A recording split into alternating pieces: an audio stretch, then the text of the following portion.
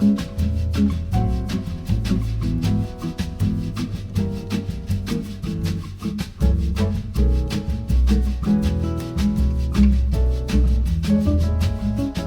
everyone, welcome to this week's video. I'm a little bit nervous for this video. I am going to be swapping my screen time with reading as a non-reader. I do like to read, but I don't read the way like booktubers or booktalkers read. I read very periodically, sporadically. I am not gonna lie to you, I've just gotten to a point where I am severely addicted to my phone. And I would love to lie to myself and say that that's not true, but I know it's true. I'm going to attempt to swap my screen time with reading in hopes that it gets me off my phone, that I can finish some more books. I'm gonna do the screen time from last week with like the correlating days of this week. Today's Tuesday. I'm starting this on like a random day in the week just because I felt like it. And last week on Tuesday, I spent 5 hours and 36 minutes on my phone. Honestly, when I was planning this video, I was like, where am I gonna find the time to read for this many hours that is my screen time? And I'm like, where are you finding the time to be on your phone for this many hours? I'm not saying we're gonna hit the mark every single day, but I'm going to do my best to get as close to the time as possible. And I'm going to be asking you guys on Instagram polls to choose my next read. So you'll also be picking my next read throughout the video. I don't know, this might just be me reading, me chatting to you about the books, how I'm feeling, how the challenge is going. I'm reading Happy Place by Emily Henry. Still haven't finished this book. See, like I am incapable of finishing a book, and I do believe it's because of my phone addiction, so.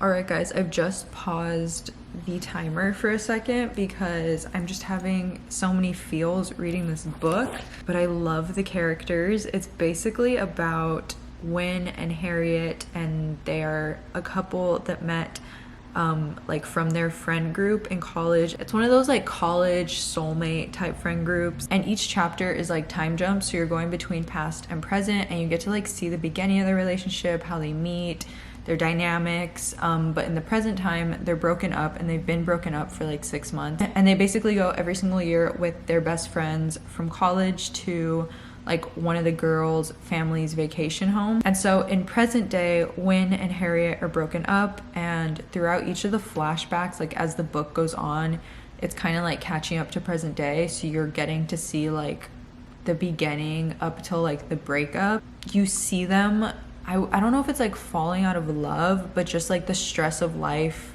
weighing down on them as a couple, and like just like sabotaging them, and then them growing apart from each other.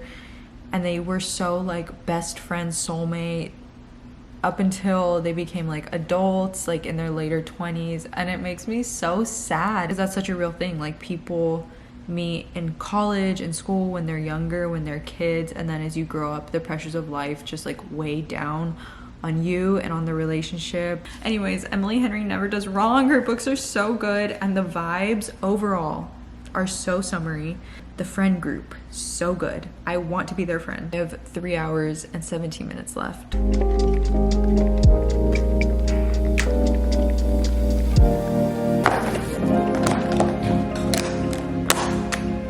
Just paused the timer to go get dinner. Got myself a cilantro lime noodle bowl with shrimp, steamed buns, and I'm gonna finish Happy Place right now. I have like 20 pages left. This is such a cozy evening.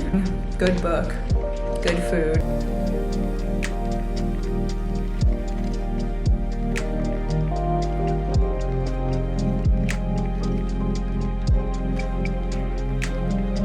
I have like 45 minutes left on the timer and I just finished Happy Place. This book was so good. Immediately 5 out of 5.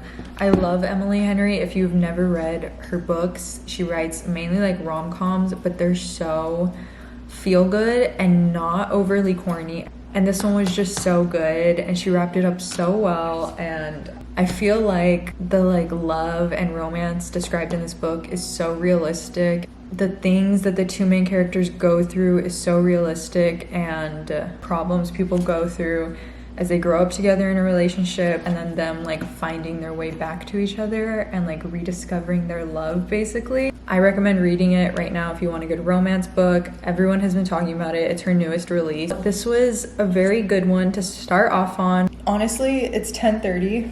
I think I'm just gonna call it because I got started on this really late today. And I'm also going to post a Instagram story of what books I should read next.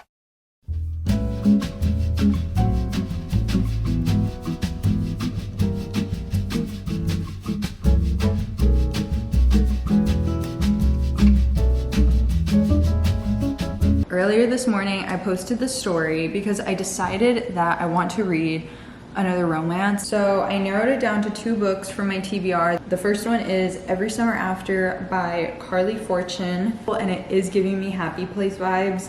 Like, it's very much the same setting, I think. Or I was thinking Daisy Hates from the Magnolia Park series. I thought this one could be interesting because I know it's such an easy read and I will fly through it. So these are the 2 that I was going between. I haven't looked at the Instagram poll since I put it up, so let's see what won. I have a feeling that Every Summer After won because I don't know if a lot of people know about Magnolia Parks, and I also think a lot of people don't like Magnolia Parks. So look, just looking at it, Every Summer After won by 72%. So I guess what we're gonna do is read Every Summer After. Today's screen time is 6 hours and 59 minutes. 4 hours on social media, what the? So we're following Percy and Sam. They used to be best friends, but then something happened and Percy moved away to the city and she hasn't been back to their hometown in a few years, and she has to confront Sam again. I'm assuming we're gonna see what happened. And it says it's told over the course of 6 years and 1 weekend. So I'm assuming it's a lot of flashbacks and then just like the present weekend. Tuna sandwich and a good book.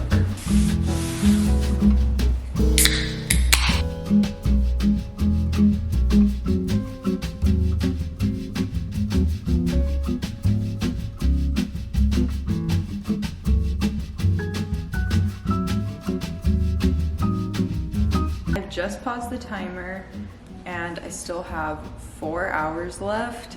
But I wanted to give a little update. I'm on page 90, chapter 7. Also, I don't know if I read slow, but don't come for me if I do. We're basically following this girl named Percy and her BFF, Sam. They meet when her parents buy a cottage in like this lakeshore town. So we're getting flashbacks to the past and I'm loving them so much. The dynamic between these 2, it makes me remember why I love childhood like friends to lovers tropes, because the connection is so much deeper when you grow up with someone like that. It's such a different experience. And in the present, Percy has been called back to the lakeshore town, which she hasn't been to in 12 years, and her and Sam haven't spoken in 12 years, and we don't know why yet. Basically, Sam's mom passed away and she got a call and they were like, hey, can you come into town because we know she would want you there. So she makes the drive out to the town where her parents used to have the cottage. We're like seeing that whole thing unravel. So I love the story so far. And it's called Every Summer After because Percy doesn't live in the lakeshore town. It's just like her vacation home.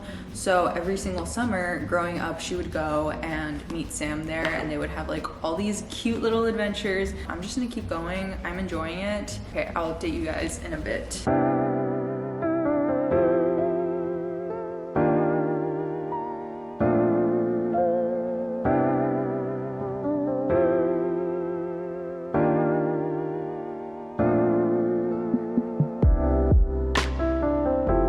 On page 160, I am loving the book. I don't know the last time I read this many hours. Now the 2 kids are 16, and we initially got introduced to them when they were 13. We're seeing the present time they finally have ran into each other, and they're both 30 now, and there's so much tension. She stops him from coming onto her, and I'm like, girl, you would never do that in real life. Like, you would just go with it, especially if you haven't seen basically the love of your life in like 12 years.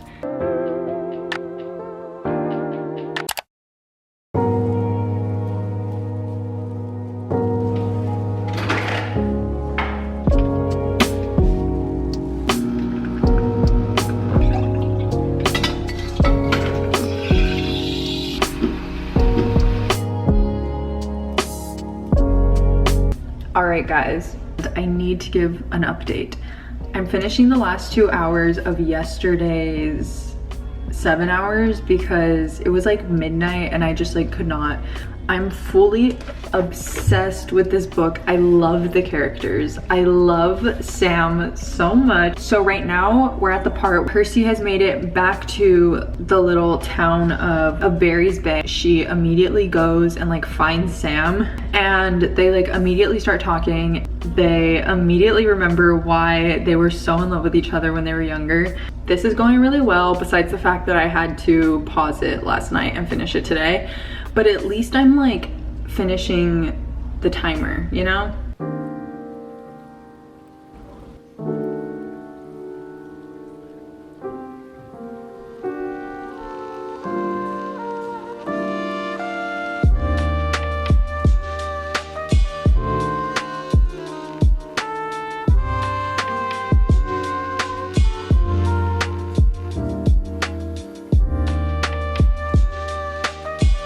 So basically the whole premise of this book, or like what the plot is kind of building up to, is that something happened 12 years ago that is the reason Sam and Percy don't talk anymore.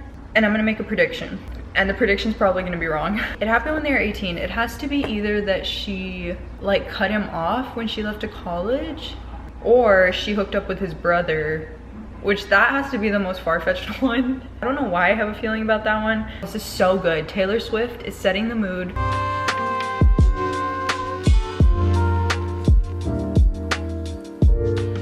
They just revealed what happened 12 years ago.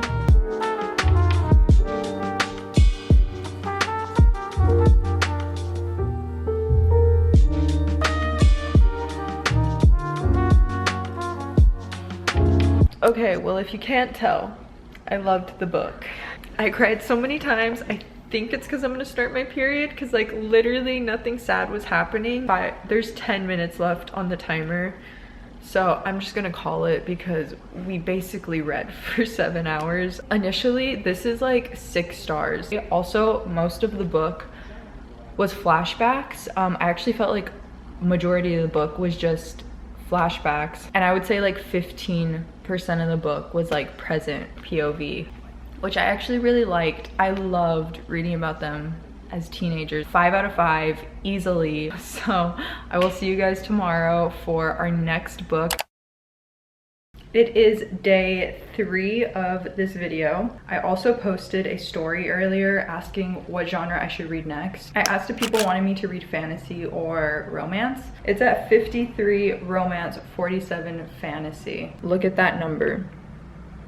7 hours and 41 minutes. Oh my gosh, guys.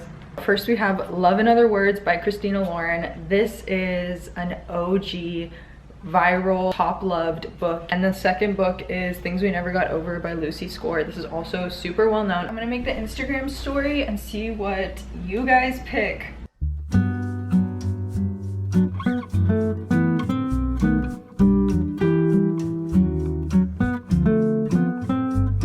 Okay guys, it's time to check the poll. Okay, right now Love in Other Words is winning, but it's so close. It's 52% to 48%. I've heard that actually Every Summer After, the book I read yesterday, is similar to this one, and this one came first. Wait, it's literally like the same trope. Okay, I'm super excited to read this now.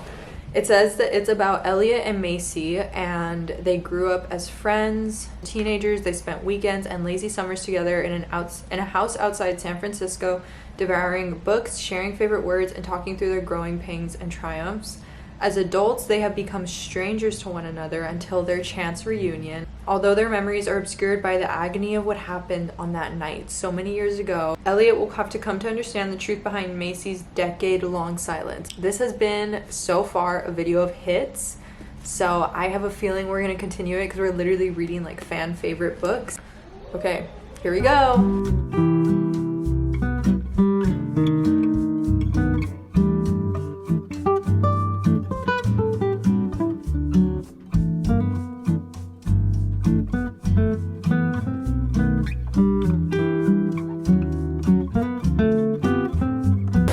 We're gonna read outside for, I can't hear shit. I want to read outside for a bit and I have all my beverages with me. We have coffee to keep me awake, keep me motivated, coffee in case I want something more refreshing, and my water, of course. Also, we are at 5 hours and 45 minutes, so I've been reading for like 2 hours.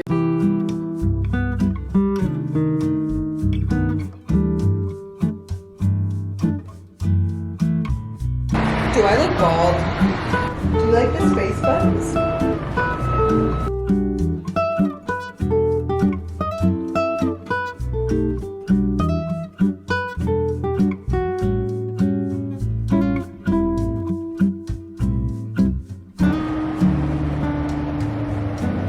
Distracted by the 1975 pictures.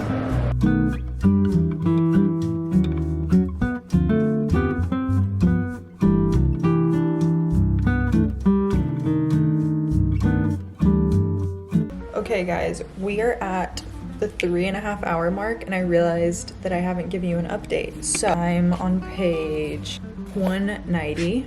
So far, I really like it. I can't help but compare it to the book I just read. What was it called? Every Last Summer? Summer Ever After. But I do like the pacing of this one. It feels more fast-paced than the last book. Basically what's happening is Macy and Elliot used to be neighbors at Macy's vacation home. So they would see each other on and off like throughout their years, starting at 13. Haven't spoken in 11 years, so now they're like 29. And Macy runs into Elliot at a coffee shop, but he ends up going up to her and basically like chases her down. Right now what I'm reading through is her and Elliot trying to find like this friendship dynamic in her current life that works, and they're like 17 in the flashbacks right now. So I love Elliot. He's like a little bookworm nerdy guy. I really like his personality. I love their dynamic, their chemistry. So I'm gonna keep reading. I'm probably gonna have to take a break to go work out. Good morning, everyone. It is day 4 of this challenge. So let's recap. On Friday, I went to the gym, but I actually took a nap after I stopped filming. And then by the time I got home from the gym, it was like so late and I still had 3 hours left, and honestly I just didn't finish those 3 hours. This is attempt number 1 at this challenge. Next time I do it, I'm just on my part gonna structure it better.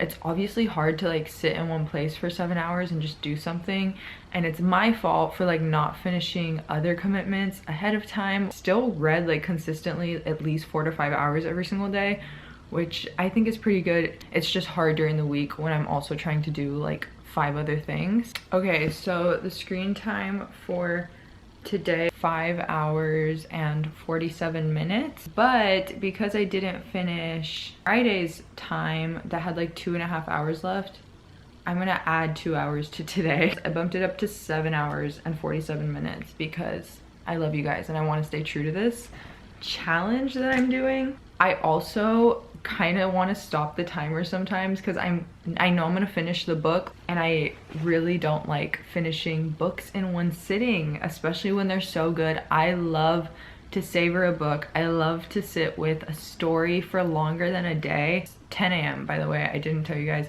Let's start this timer.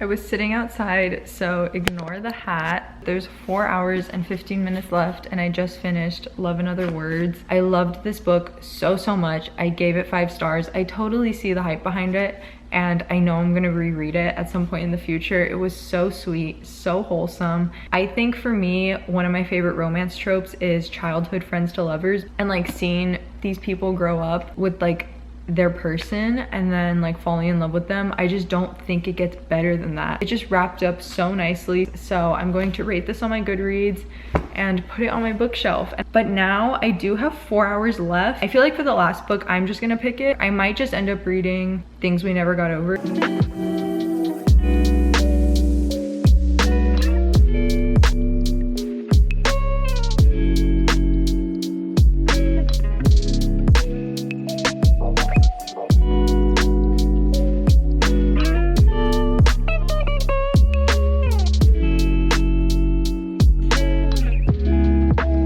Okay guys, that is the end of this video. I forgot to update you when I finished the timer on Sunday.